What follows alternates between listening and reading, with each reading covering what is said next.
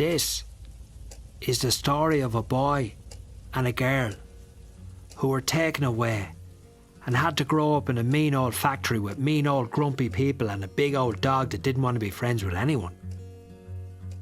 Every day they had to scrub the floors and wash their noses, and sometimes they had to eat their own trousers because the food was so mean and old and looked so grumpy. But one thing they did have was their secret. And nobody could have that, or take it, or do all the things that they had to do when they didn't want to do the things they had to do. Their secret was the only thing that kept them inside out, and nobody knew that except for them. Because they were happy, even though they weren't supposed to be, and didn't look it, and did everything that they were told to do, everything that was supposed to make them old and grumpy and mean. That was their outside, looking grumpy and mean and not wanting to be friends with anyone. But inside was a secret.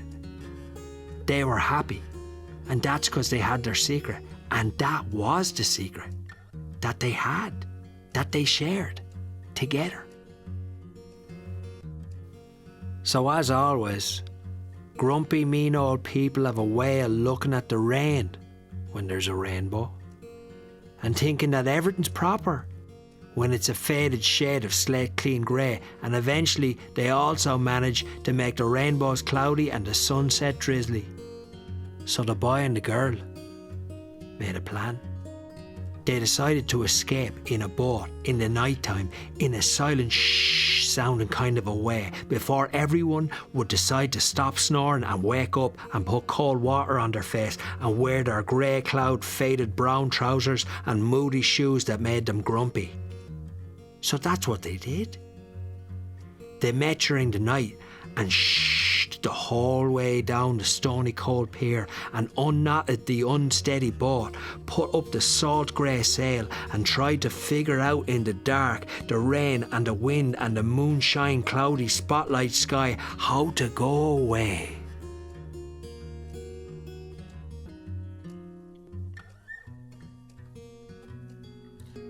But their plan was working even if the water was up and down and up and down, and then the girl wasn't there.